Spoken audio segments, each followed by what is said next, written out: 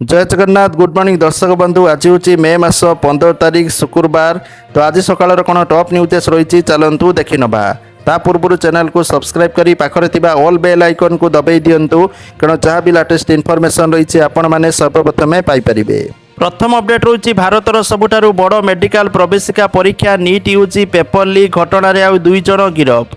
महाराष्ट्र आउ 2 जन को उठाइला सीबीआई। मोट गिरफ्तारी संख्या 7 को बढ़िला। यह सहित 24 घंटा भितर सारा देश में 14टी स्थान में रेड होता सूचना रही। परवर्ती अपडेट रोची ओडिशा आउ पेट्रोल मिलूना। विभिन्न पेट्रोल पंप रे झुलुची ताला। लोक माने जाइकी पेट्रोल पंप रु पुणी फेरुचंती। विभिन्न स्थान में वर्तमान पेट्रोल डीजेल किछि भी मिलुनी। पेट्रोल पंप सबू बंद हो गलानी। छोट रु बड़ सबू पेट्रोल पंप विभिन्न प्रकार पेट्रोल पंप सबू बंद। तो गोटे गोटे जिले में गोटे रु 2टी स्थान में पेट्रोल मिलूची। आ सेठी एते भिड़ नाही नथिबा भिड़ आपण जदि पेट्रोल आनीते जिबे सेठी 2 रु 3 घंटा छिड़ा हेबे ता भी लिमिटेड पेट्रोल पाइबे। कोउटी मात्र 100 टंकार पेट्रोल दिया जाउची जो जनकू तो कोउटी 200 टंकार दिया जाउची ता भी घंटे रु 2 घंटा छिड़ा हला परे आपनकू हेत पेट्रोल मिली पारे। आ प्रायतः डिस्ट्रिक्ट रो गोटे रु 2टा स्थान में पेट्रोल मिलूची नहले बाकी जो पेट्रोल पंप अच्छी सेठी माने टोटाल बंद पेट्रोल डीजेल नहीं पूरा आपणकर सूता बांधी पेट्रोल डीजेल नहीं। ताठारु सबुठारु बड़ कथा रोची जो दोकानी सबू पेट्रोल डीजेल रखिचंती सेमाने एते चढ़ा दर रे बिकुचंती तार हिसाब नहीं कारण 130 रु 150 टंका प्रति लिटर सेमाने बिकुचंती पेट्रोल डीजेल। तो जा फल लोक मैंने नाई नथिबा हैरान होउचंती। तो आपणक अंचल रे पेट्रोल मिलूची कि नहीं निहाती भाबे कमेंट सेक्शन ले कमेंट करंतु। परवर्ती अपडेट रोची गतकाली लोकसभा भवन में मुख्यमंत्री मोहन चरण माझी अध्यक्षतार सरकार 2 वर्ष पूर्ति पालन संपर्कित एक प्रस्तुति बैठक अनुष्ठित हो जाइछि।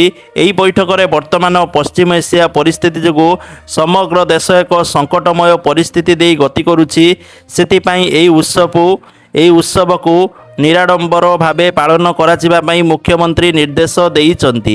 एसहित व्यापक उत्सव पालन बदल में 2 वर्षर उपलब्धि उपरे अधिक फोकस करने को मुख्यमंत्री गुरुत्व देइचंती।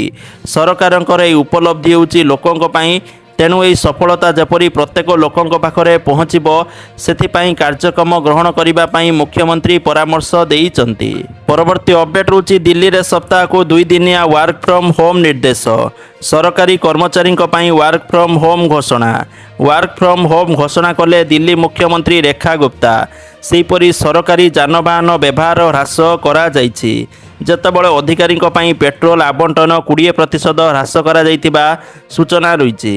परवर्ती अपडेट रोची मोहन सरकार 2 वर्ष पूर्ति अवसर में ओडिशा आसीपारती प्रधानमंत्री नरेंद्र मोदी। एने खूब शीघ्र प्रधानमंत्री कार्यालय को अवगत कराजिबो बोली जणा पड़िछि। या सहित 2 वर्ष पूर्ति नहीं मंत्री सहित मुख्यमंत्री आलोचना होईछि। 10 दिन धरी सरकार 2 वर्ष पूर्ति उत्सव पालन कराजिबो। परवर्ती अपडेट रोची भद्रक काड़ा डिविजन जंत्री घरे विजिलेंस रेड। काड़ा डिविजन ले कार्यरत जूनियर इंजीनियर विजय कुमार महांती विरुद्ध में आय बहिर्भूत संपत्ति ठूल अभियोग आसवा पर गुरुवार सकाळु एका साथी 4टी स्थान में चढ़ाऊ आरंभ करथिला विजिलेंस विभाग बोली तथ्य रहुछि। परवर्ती अपडेट रोची चीनी रप्तानी बंद करने भारत सरकार बड़ घोषणा। एने शिल्प वाणिज्य विभाग अधीन डीजीए पक्षरु घोषणा करा जाइछि। सेप्टेम्बर 30 जाए चीनी रप्तानी बंद नहीं सरकार घोषणा किंतु यूरोपियन यूनियन और यूएसए उपरे लागू हेबनी रप्तानी कटकणा बोली सूचना रहुछि। भारत सेप्टेम्बर 30 पर्यंत किंबा सरकार नूतन निर्देश जारी न करबा पर्यंत चीनीर समस्त विदेश पठाण को बंद कर दियाजिबो बोली तथ्य रहुछि। परवर्ती अपडेट रोची जुलाई 1 रु ओडिशा रे आरंभ हेबो एसआईआर। ओडिशा समते 16 राज्य रे हेबो एसआईआर। 3 केन्द्र शासित अंचल रे मध्य जुलाई 1 रु एसआईआर। ईसीआई पक्षरु फेज 3 एसआईआर नहीं विधिबद्ध notice. 3.94 lakh booth level officer घर घर बुलिबे। समस्त पोलिंग बूथ पाई एजेंट नियुक्ति नहीं राजनैतिक दल को निर्देश दिया जाइछि। तेबे तृतीय पर्यायर हिमाचल प्रदेश जम्मू एवं काश्मीर और लद्दाख को बाद दिया जाइतिबा सूचना रही। ପରବର୍ତ୍ତୀ ଅପଡେଟ୍ ହେଉଛି ତେଲ ସଙ୍କଟ ଆଦୌ ନାହିଁ କହିଲେ ଯୋଗାଣ ବିଭାଗର ପ୍ରମୁଖ ସଚିବ। ରାଜ୍ୟରେ 20ରୁ 22ଟି ତେଲ ଟାଙ୍କିରେ ଡ୍ରାଏ ଆଉଟ୍ ସ୍ଥିତି ଦେଖାଦେଇଛି। ଡ୍ରାଏ ଆଉଟ୍ ସ୍ଥିତି ମ୍ୟାନେଜମେଣ୍ଟର ଅଭାବ ଯୋଗୁଁ ଦେଖାଦେଇଛି। ତେଲର ଅଭାବ ଯୋଗୁଁ ଆଦୌ ଡ୍ରାଏ ଆଉଟ୍ ସ୍ଥିତି ଦେଖାଦେଇନି ବୋଲି କୁହାଯାଇଛି। ଏପରି ଡ୍ରାଏ ଆଉଟ୍ ସ୍ଥିତିର ମନିଟରିଂ ଚାଲିଛି, ବ୍ୟବସ୍ଥା କରିବୁ ବୋଲି ଯୋଗାଣ ବିଭାଗ କହିଛି। ଭୟଭୀତ ହୋଇ ଆଦୌ ତେଲ କିଣନ୍ତୁ ନାହିଁ। ଘରୋଇ ବସ୍ ମାଲିକ ସଂଘର ଆଶଙ୍କା ଭିତ୍ତିହୀନ, ବସ୍ ଚାଲିବାରେ ଅସୁବିଧା ନାହିଁ। କିନ୍ତୁ ଯଦି ଆପଣମାନେ ଦେଖିବେ ପ୍ରାକ୍ଟିକାଲି ବହୁତ ସାରା ପେଟ୍ରୋଲ ପମ୍ପ ବନ୍ଦ ଅଛି, କୌଣସି ପେଟ୍ରୋଲ ପମ୍ପରେ ତେଲ ନାହିଁ, ଲୋକମାନେ ନାହିଁ ନଥିବା ଅସୁବିଧା ଭୋଗୁଛନ୍ତି। ତା ସହିତ ବାହାରୁ ଯଦି ବା ଦୋକାନରୁ ଯଦି ଏମିତି ପେଟ୍ରୋଲ ଆଣୁଛନ୍ତି ବା ଡିଜେଲ କିଣୁଛନ୍ତି ତାହେଲେ ଲିଟର ପିଛା 150ରୁ 200 ଟଙ୍କା ଦେବାକୁ ପଡ଼ୁଛି। ପରବର୍ତ୍ତୀ ଅପଡେଟ୍ ହେଉଛି ପେଟ୍ରୋଲ ଡିଜେଲ ବ୍ୟବହାର ନେଇ ଆସିପାରେ ବଡ଼ ନିଷ୍ପତ୍ତି। ସରକାରୀ ସ୍ତରରେ କିଛି ବଡ଼ ନିଷ୍ପତ୍ତି ନେଇପାରନ୍ତି ସରକାର। ମୁଖ୍ୟ ଶାସନ ସଚିବ ଅନୁ ଗର୍ଗ ଦେଲେ ତେଲ ସଂକେତ। ପଶ୍ଚିମ ଏସିଆରେ ଦେଖାଦେଇଥିବା ଶକ୍ତି ସଙ୍କଟ ଏବଂ ଯୋଗାଣ ଶୃଙ୍ଖଳାରେ ବାଧା ଉପୁଜିବା ପରେ ଦେଶବାସୀଙ୍କୁ ଇନ୍ଧନ ବ୍ୟବହାର କମାଇବା, ଅନାବଶ୍ୟକ ସୁନା କ୍ରୟରୁ ଦୂରେଇ ରହିବା ଓ ବିଦେଶୀ ମୁଦ୍ରା ଭଣ୍ଡାରକୁ ସୁରକ୍ଷିତ ରଖିବା ପାଇଁ ବିଭିନ୍ନ ପଦକ୍ଷେପ ନେବାକୁ ପ୍ରଧାନମନ୍ତ୍ରୀ ନିବେଦନ କରିଥିଲେ। ଏଭଳି ସ୍ଥିତିରେ ବିଜେପି ଶାସିତ ରାଜ୍ୟ ସରକାରମାନେ ବିଭିନ୍ନ ପଦକ୍ଷେପ ନେଉଛନ୍ତି।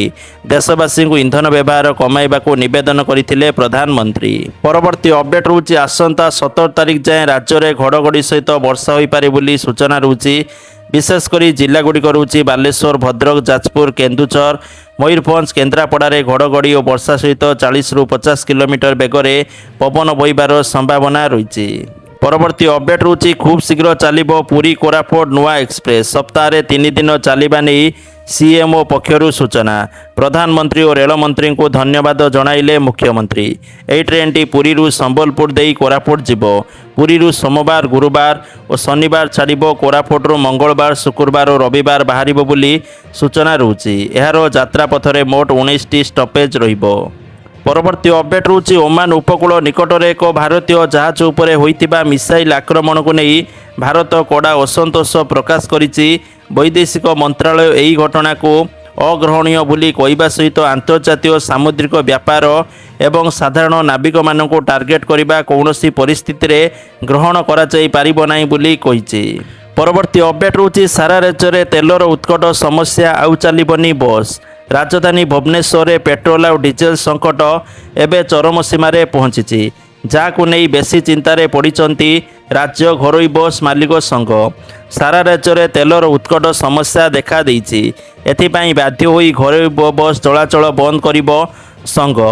ରାଜ୍ୟ ଘରୋଇ ବସ୍ ମାଲିକ ସଂଘର ସାଧାରଣ ସମ୍ପାଦକ ଦେବେନ୍ଦ୍ର ସାହୁ କହିଛନ୍ତି ଯେ ଓଡ଼ିଶା ସମେତ ପଡ଼ୋଶୀ ରାଜ୍ୟ ଆନ୍ଧ୍ରପ୍ରଦେଶ, ଛତିଶଗଡ଼, ଝାଡ଼ଖଣ୍ଡ, ପଶ୍ଚିମବଙ୍ଗରେ ମଧ୍ୟ ତେଲ ମିଳୁନାହିଁ। ତେଣୁ ବାହାର ରାଜ୍ୟର ଗାଡ଼ି ଓଡ଼ିଶାକୁ ଆସିପାରୁନାହିଁ। ରାଜ୍ୟ ସରକାର ସମ୍ବେଦନଶୀଳ ହୋଇ ତୁରନ୍ତ ଯାତ୍ରୀବାହୀ ବସ୍ଗୁଡ଼ିକୁ ତେଲ ଯୋଗାଇ ଦିଅନ୍ତୁ, ନଚେତ୍ ଗାଡ଼ି ଚଳାଚଳ ସମ୍ଭବ ହେବ ନାହିଁ। ପବ୍ଲିକ୍ ଟ୍ରାନ୍ସପୋର୍ଟ ପ୍ରତି ସ୍ୱତନ୍ତ୍ର ଧ୍ୟାନ ଦେବା ଏବଂ କାର୍ଡ଼ ବ୍ୟବସ୍ଥା କରି ଡିଜେଲ ଦେବାକୁ ଅନୁରୋଧ କରିଛନ୍ତି। ବର୍ତ୍ତମାନ ରାଜ୍ୟରେ ମୋଟ 14,000 ଘରୋଇ ବସ୍ ଚାଲିଛି। ତେଲ ନ ମିଳିବାରୁ ପ୍ରାୟ 2,000 ବସ୍ ବନ୍ଦ ରହିଛି। ଗ୍ରାମାଞ୍ଚଳରେ ତେଲ ନ ମିଳିବାରୁ ବସ୍ଗୁଡ଼ିକ ଆସିପାରୁନଥିବା ଦେଖିବାକୁ ମିଳିଛି। ପରବର୍ତ୍ତୀ ଅପଡେଟ୍ ରହୁଛି OSRTCର ସମସ୍ତ ଗାଡ଼ିଗୁଡ଼ିକୁ ଇଭି କରାଯିବ। ଏନେଇ ପରିବହନ ମନ୍ତ୍ରୀ ବିଭୂତି ଭୂଷଣ ଜେନା ସୂଚନା ଦେଇଛନ୍ତି। ଏହା ସହିତ ରାଜ୍ୟରେ ଚାର୍ଜିଂ ଷ୍ଟେସନର ଅଭାବ ରହିବ ନାହିଁ। ଇଭି ଚାର୍ଜିଂ ଷ୍ଟେସନ କମ୍ପାନୀ ସହିତ ପ୍ରାଥମିକ ଆଲୋଚନା ଶେଷ ହୋଇଛି। 100ଟି ଚାର୍ଜିଂ ଷ୍ଟେସନ ପାଇଁ ନିର୍ଦ୍ଦେଶ ଦିଆଯାଇଥିବା ବେଳେ 30ଟି ଶେଷ ହୋଇଛି। 15ଟି ଷ୍ଟେସନ କେବଳ ଭୁବନେଶ୍ୱରରେ କରାଯିବ। ପ୍ରଧାନମନ୍ତ୍ରୀ ଓ ମୁଖ୍ୟମନ୍ତ୍ରୀଙ୍କର ଆଗ୍ରହ ଅଛି ଇଭି ଗାଡ଼ିର ବ୍ୟବହାର ପାଇଁ। ଏହାଦ୍ୱାରା ପରିବେଶ ସୁରକ୍ଷା ସହିତ ଆମର ସଞ୍ଚୟ ବି ହୋଇପାରିବ। ପରବର୍ତ୍ତୀ ଅପଡେଟ୍ ରହୁଛି ମଧ୍ୟପ୍ରାଚ୍ୟ ଯୁଦ୍ଧ ଯୋଗୁଁ ହର୍ମୁଜ ପ୍ରଣାଳୀରେ ତୈଳ ଯୋଗାଣ ପ୍ରଭାବିତ କାରଣରୁ ଭାରତରେ ଏବେ ପେଟ୍ରୋଲ, ଡିଜେଲ ଆଦି ଯୋଗାଣ ବାଧାପ୍ରାପ୍ତ ହୋଇଛି। ରାଷ୍ଟ୍ରାୟତ୍ତ ତୈଳ କମ୍ପାନୀଗୁଡ଼ିକ ପେଟ୍ରୋଲ ପମ୍ପଗୁଡ଼ିକୁ ଆବଶ୍ୟକୀୟ ମୁତାବକ ତୈଳ ବୋଝେଇ ଗାଡ଼ି ଛାଡ଼ୁନାହାନ୍ତି। ଫଳରେ ପେଟ୍ରୋଲ ପମ୍ପଗୁଡ଼ିକରେ ତୈଳ ମିଳିପାରୁନଥିବା ସୂଚନା ରହୁଛି। ରାଜ୍ୟର ବିଭିନ୍ନ ଅଞ୍ଚଳରେ ପେଟ୍ରୋଲ ଆଉ ଡିଜେଲ ପମ୍ପ ଓଳିଏ ଖୋଲିଲେ ଓଳିଏ ବନ୍ଦ ରହୁଛି। ବିଭିନ୍ନ ଜାଗାରେ ପେଟ୍ରୋଲ ପମ୍ପ ସବୁ ବନ୍ଦ ହୋଇଗଲାଣି। ପରବର୍ତ୍ତୀ ଅପଡେଟ୍ ରହୁଛି ସାଧାରଣ ଲୋକଙ୍କ ରୋଷେଇରେ ପୁଣି ମହଙ୍ଗା ମାଡ଼। ଦେଶରେ ସବୁଠାରୁ ବଡ଼ ନାମୀ କମ୍ପାନୀ ଅମୁଲ ସାରା ଦେଶରେ 1 ଲିଟର କ୍ଷୀରର ମୂଲ୍ୟ ଲିଟର ପିଛା 2 ଟଙ୍କାକୁ ବୃଦ୍ଧି କରିଛି, ଯେଉଁଟା ମେ ମାସ 14ରୁ କାର୍ଯ୍ୟକାରୀ ହେବ। ପରବର୍ତ୍ତୀ ଅପଡେଟ୍ ରହୁଛି ଶେଷ ହେଲା ସବୁ ସସ୍ପେନ୍ସ। କେରଳର ନୂଆ ମୁଖ୍ୟମନ୍ତ୍ରୀ ହେଲେ ଭିଡି ସତୀଶନ୍ ବୋଲି ସୂଚନା ରହୁଛି। ପରବର୍ତ୍ତୀ ଅପଡେଟ୍ ରହୁଛି ଏଥର 16 ଛୁଇଁବ ମୌସୁମୀ। ଦ୍ରୁତଗତିରେ ଅଗ୍ରସର ହେଉଛି ଦକ୍ଷିଣ ପଶ୍ଚିମ ମୌସୁମୀ ବାୟୁ। ମେ ମାସ 16 ତାରିଖ ସୁଦ୍ଧା ଆଣ୍ଡାମାନ ନିକୋବର ଦ୍ୱୀପପୁଞ୍ଜ ପହଞ୍ଚିପାରେ। ଏଥିପାଇଁ ଅନୁକୂଳ ପରିସ୍ଥିତି ରହିଛି। ଦକ୍ଷିଣ ପଶ୍ଚିମ ବଙ୍ଗୋପସାଗରରେ ସୃଷ୍ଟି ସଦୃଶ ଲଘୁଚାପ କ୍ଷେତ୍ର ଏବେ ଉତ୍ତର ପୂର୍ବ ଦିଗକୁ ଗତି କରୁଛି ଏବଂ ଏହା ଧୀରେ ଧୀରେ ଦୁର୍ବଳ ହେଉଥିବା ସୂଚନା ରହୁଛି। କିନ୍ତୁ ଏହାର ପ୍ରଭାବରେ ଆଗାମୀ କିଛି ଦିନ ମଧ୍ୟରେ ଆଣ୍ଡାମାନ ସାଗର ଓ ଏହାର ପାର୍ଶ୍ୱବର୍ତ୍ତୀ ଅଞ୍ଚଳରେ ମୌସୁମୀ ବାୟୁ ସକ୍ରିୟ ହେବା ପାଇଁ ପରିସ୍ଥିତି ଅନୁକୂଳ ହେବାରେ ଲାଗିଛି। ମୌସୁମୀ ବାୟୁ ସମ୍ପୂର୍ଣ୍ଣ ନିକୋବର ଦ୍ୱୀପପୁଞ୍ଜ ଏବଂ ଦକ୍ଷିଣ ଆଣ୍ଡାମାନ ସାଗରକୁ ଆବୃତ କରିଥିବା ପାଣିପାଗ ଚିତ୍ରରୁ ସ୍ପଷ୍ଟ ହୋଇଛି। ପରବର୍ତ୍ତୀ ଅପଡେଟ୍ ରହୁଛି ଏହି 6 ସହରକୁ ବନ୍ଦ ହେଲା ବିମାନ ସେବା ବୋଲି ସୂଚନା ରହୁଛି। ଏହି 6 ସହର ରହୁଛି ଦିଲ୍ଲୀରୁ ଶିକାଗୋ, ମୁମ୍ବାଇରୁ ନ୍ୟୁୟର୍କ, ଦିଲ୍ଲୀରୁ ସାଂଘାଇ, ଚେନ୍ନାଇରୁ ସିଙ୍ଗାପୁର, ମୁମ୍ବାଇରୁ ଢାକା ଏବଂ ଦିଲ୍ଲୀରୁ ମାଲେ। ଯାହାକି ଏୟାରଲାଇନ୍ସ ସ୍ପଷ୍ଟ କରିଛି ଯେ ବ୍ୟବସାୟିକ ଲାଭ ନ ହେବା ଏବଂ ବର୍ତ୍ତମାନର ପରିସ୍ଥିତିକୁ ଦୃଷ୍ଟିରେ ରଖି ଆସନ୍ତା ଅଗଷ୍ଟ ମାସ ପର୍ଯ୍ୟନ୍ତ ଏହି ସେବା ବନ୍ଦ ରହିବ। ତେବେ ସବୁ ସେବା ବନ୍ଦ ହୋଇନାହିଁ। ଯାତ୍ରୀଙ୍କୁ ଆଶ୍ୱସ୍ତି ଦେବା ପାଇଁ ଏୟାର ଇଣ୍ଡିଆ ପକ୍ଷରୁ କୁହାଯାଇଛି ଯେ ପ୍ରତି ମାସରେ ପ୍ରାୟ 1200ରୁ ଅଧିକ ଆନ୍ତର୍ଜାତୀୟ ଉଡ଼ାଣ ଜାରି ରହିବ। ପରବର୍ତ୍ତୀ ଅପଡେଟ୍ ରହୁଛି ବଙ୍ଗରେ ବିଜେପି ସରକାରଙ୍କର ନୂଆ ନିର୍ଦ୍ଦେଶ। ଏଣିକି ସମସ୍ତ ସ୍କୁଲରେ ଛାତ୍ରଛାତ୍ରୀ ଗାଇବେ ବନ୍ଦେ ମାତରମ୍। ପରବର୍ତ୍ତୀ ଅପଡେଟ୍ ରହୁଛି ବିଶ୍ୱସ୍ତରରେ ଜାରି ରହିଥିବା ଅସ୍ଥିରତା ଏବଂ ମଧ୍ୟପ୍ରାଚ୍ୟରେ ଇରାନ ଆମେରିକା ମଧ୍ୟରେ ବଢ଼ୁଥିବା ତିକ୍ତତା ଯୋଗୁଁ ଭାରତରେ ପାଇକାରୀ ମୁଦ୍ରାସ୍ଫୀତି ବୃଦ୍ଧି ପାଇଛି। ସରକାରଙ୍କ ପକ୍ଷରୁ ଜାରି କରାଯାଇଥିବା ସଦ୍ୟତମ ତଥ୍ୟ ଅନୁଯାୟୀ ଏପ୍ରିଲ ମାସରେ ପାଇକାରୀ ମୁଦ୍ରାସ୍ଫୀତି 13 ମାସର ସର୍ବୋଚ୍ଚ ସ୍ତରକୁ ଛୁଇଁଛି। ଏହି ମୁଦ୍ରାସ୍ଫୀତି ବୃଦ୍ଧି ପଛରେ ମୁଖ୍ୟତଃ ଖାଦ୍ୟ ସାମଗ୍ରୀ, ପନିପରିବା ଏବଂ ଇନ୍ଧନ ମୂଲ୍ୟରେ ବୃଦ୍ଧି ହୋଇଥିବାକୁ ଦାୟୀ କରାଯାଇଛି। ପନିପରିବା, ଶସ୍ୟ, ଡାଲି ଜାତୀୟ ଶସ୍ୟର ଦର ବଢ଼ିବା ଯୋଗୁଁ ସାଧାରଣ ଗ୍ରାହକଙ୍କର ପକେଟ ଉପରେ ଚାପ ପଡ଼ିଛି।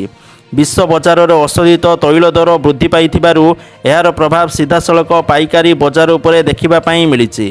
ମଧ୍ୟପ୍ରାଚ୍ୟରେ ଉତ୍ତେଜନା ଯୋଗୁଁ ସାମୁଦ୍ରିକ ପରିବହନ ବାଧାପ୍ରାପ୍ତ ହୋଇଛି। ଏହା ଫଳରେ ରପ୍ତାନି ଆମଦାନୀ ଖର୍ଚ୍ଚ ବଢ଼ିଯାଇଛି।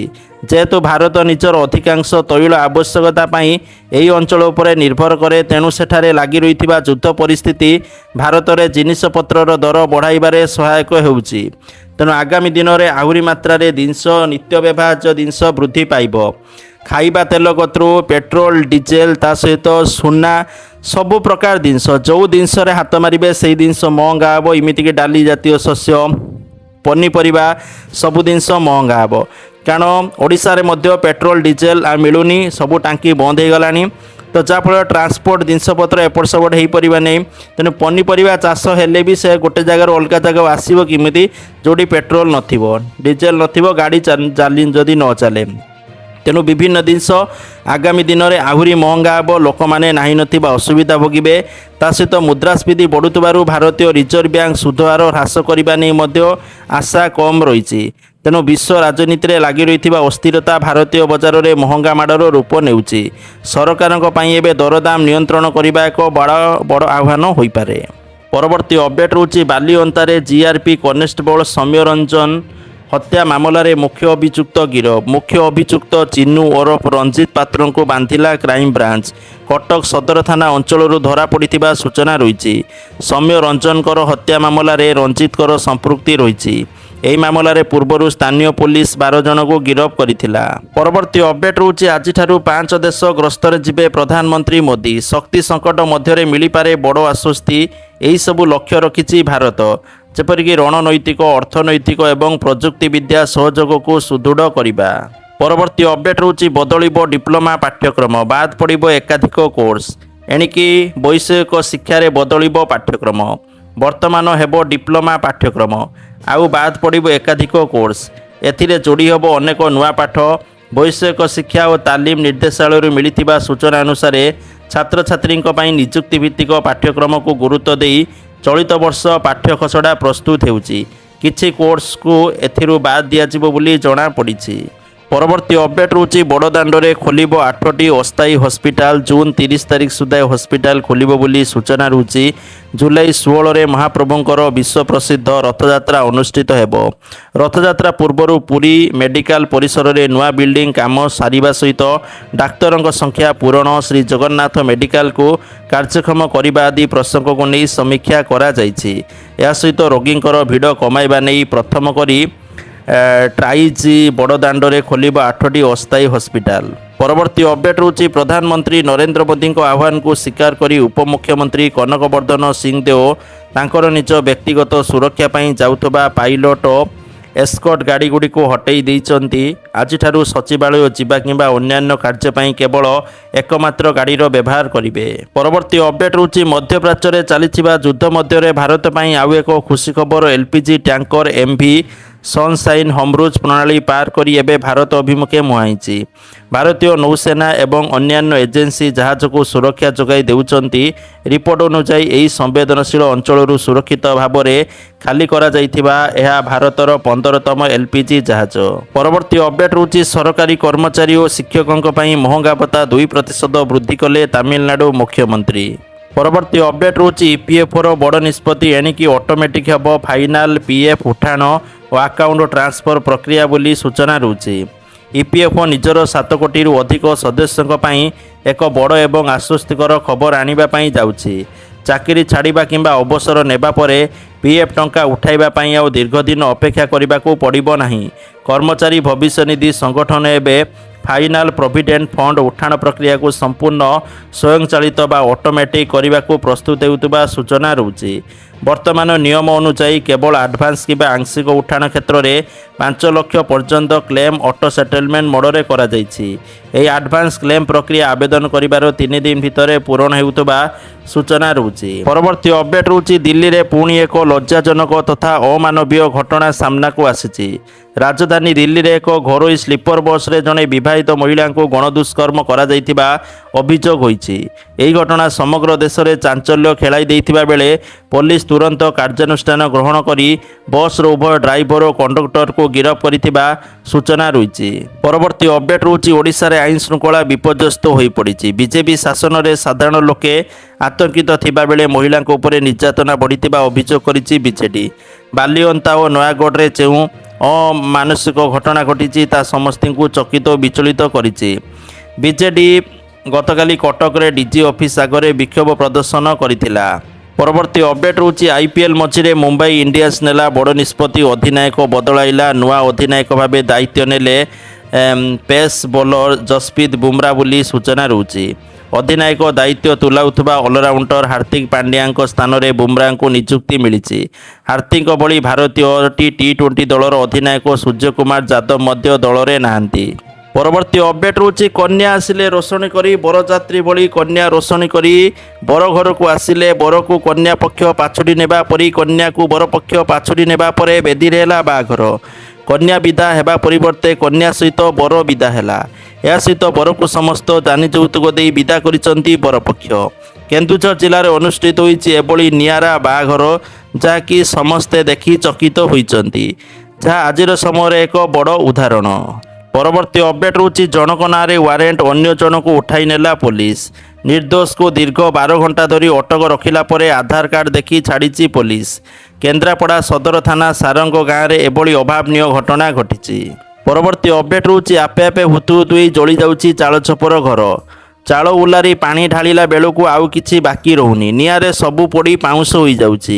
ଏ ନିଆଁ ହଠାତ୍ ଲାଗୁଛି, ନିଆଁ ଲିଭାଇବା ପାଇଁ ଉଦ୍ୟମ ହେଉଛି ସତ, ମାତ୍ର ସେତେବେଳକୁ ଆଉ କିଛି ବଞ୍ଚୁନି। ନିଆଁ କେମିତି ଲାଗୁଛି, କିଏ ଲଗାଉଛି ସେ କଥା କାହାରିକୁ ଜଣା ନାହିଁ। ନିଆଁ ଲାଗିବାର ସମୟ ବି କିଛି ନାହିଁ। ରୋଷେଇବାସ ସବୁ ବନ୍ଦ, ଘରର ଆସବାବପତ୍ର ଧାନ ଚାଉଳ ସବୁକୁ ବାହାରେ ରଖି ଲୋକେ ରାତି ଅନିଦ୍ରା ହୋଇ ଜଗି ରହୁଛନ୍ତି। ଏହା କୌଣସି ଭୌତିକ କାଣ୍ଡ ନା ଗୁଣିଗାରେଡ଼ି, ତାକୁ ନେଇ ସନ୍ଦେହ ଉପୁଜିଛି। କେନ୍ଦ୍ରାପଡ଼ା ଜିଲ୍ଲା ମହାକାଳପଡ଼ା ବ୍ଲକ ବାରଡଙ୍ଗ ପଞ୍ଚାୟତର ନନ୍ତାର ଗାଁରେ ଏହି ଘଟଣାକୁ ନେଇ ଲାଗି ରହିଛି ଚର୍ଚ୍ଚା। ଗାଁର ଅଲେଖ ମଲ୍ଲିକ ଓ ମଥୁରୀ ମଲ୍ଲିକ ଦୁଇଟି ପରିବାରର 6 ବଖରା ଚାଳ ଛପର ଘର ପୋଡ଼ି ସାରିଲାଣି। ମାସେ ହେବ ଏପରି କାଣ୍ଡ ଘଟି ଚାଲିଛି। ଗୋଟିଏ ଦିନରେ 6 ଥର ନିଆଁ ଲାଗି ଘର ପୋଡ଼ି ଯାଉଛି। ନୀର ମଲ୍ଲିକଙ୍କର 2 ବଖରା ଘର ଛପର ପୋଡ଼ିଯାଇଛି। ଅଲେଖ ମଲ୍ଲିକଙ୍କର 4 ବଖରା ଘର ଛପର ପୋଡ଼ିଯାଇଛି। ଦମକଳ ବାହିନୀ ନିଆଁକୁ ଆୟତ୍ତ କରିବା ସତ୍ତ୍ୱେ ହଠାତ୍ ପୁଣି ଲାଗିଯାଉଛି। ପରିସ୍ଥିତି ଏପରି ହୋଇ ରୋଷେଇ ହୋଇଥିବା ଖାଦ୍ୟ ମଧ୍ୟ ପୋଡ଼ି ଯାଉଛି। ପରବର୍ତ୍ତୀ ଅପଡେଟ୍ ହେଉଛି ଅଧାରେ ରହିଗଲା ଭଉଣୀର ସାବିତ୍ରୀ ଭାର। ଭଉଣୀ ଘରକୁ ସାବିତ୍ରୀ ଭାର ନେଇ ଯିବାବେଳେ ଦୁର୍ଘଟଣାରେ ଚାଲିଗଲା ଭାଇର ଜୀବନ। ଅନୁଗୁଳ ଜିଲ୍ଲା ଜରପଡ଼ା ଥାନା ଶାନ୍ତରାପୁର ଛକ ନିକଟରେ ଦୁର୍ଘଟଣା ଘଟିଛି। ମୁଣ୍ଡାସାହି ଗାଁର ଅନିଲ ପ୍ରଧାନ ନିଜ ଝିଅ ସହିତ ଅନୁଗୁଳ ଯାଉଥିବା ବେଳେ ଏକ ଅଜଣା ଗାଡ଼ି ଧକ୍କା ଦେଇଥିଲା। ଘଟଣାସ୍ଥଳରେ ଅନିଲଙ୍କର ମୃତ୍ୟୁ ଘଟିଥିବା ବେଳେ ସୌଭାଗ୍ୟବଶତଃ ତାଙ୍କର କୁନି ଝିଅର କୌଣସି କ୍ଷତି ହୋଇନାହିଁ।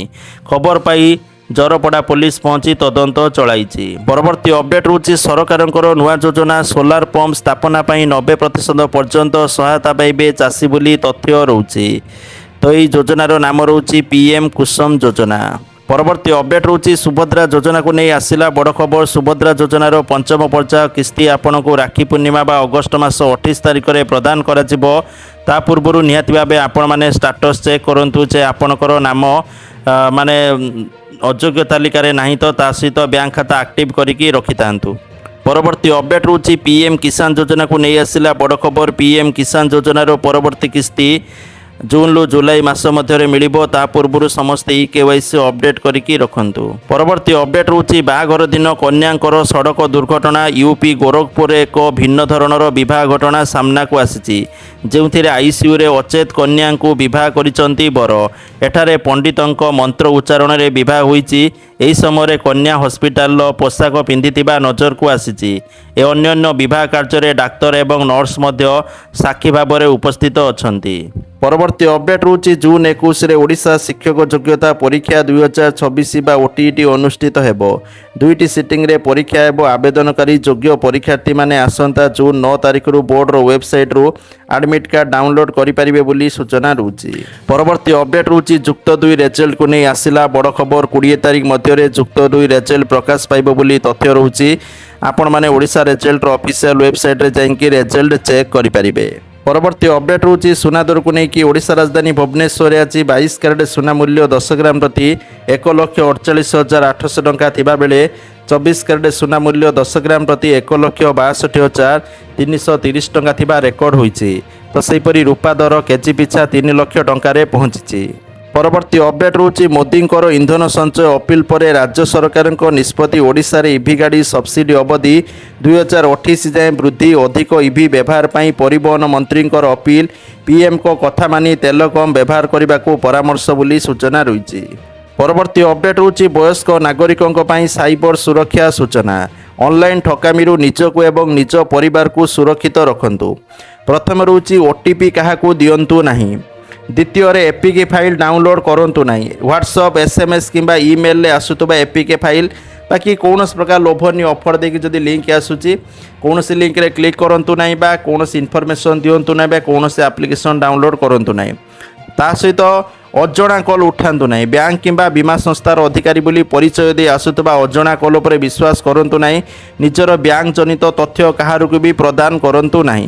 ଠିକ୍ ଅଛି, ଯଦି ଆପଣଙ୍କର ବ୍ୟାଙ୍କରେ କିଛି କାମ ଅଛି ବ୍ୟାଙ୍କରେ ଯାଇକି କରନ୍ତୁ, କିନ୍ତୁ କଲ୍ରେ କାହାକୁ ବି କୌଣସି ଇନଫର୍ମେସନ୍ ଦିଅନ୍ତୁ ନାହିଁ। ଏହାଦ୍ୱାରା ବହୁତ ସାରା ଫ୍ରଡ୍ ହେଉଛି, ସତର୍କ ରୁହନ୍ତୁ। ପରବର୍ତ୍ତୀ ଅପଡେଟ୍ ରହୁଛି ରାଜ୍ୟର ବିଭିନ୍ନ ଜିଲ୍ଲାରେ ପେଟ୍ରୋଲ ଆଉ ଡିଜେଲ ଅଭାବ। ଯେଉଁ ପମ୍ପରେ ତେଲ ମିଳୁଛି ସେଠି ଲମ୍ବା ଲାଇନ୍।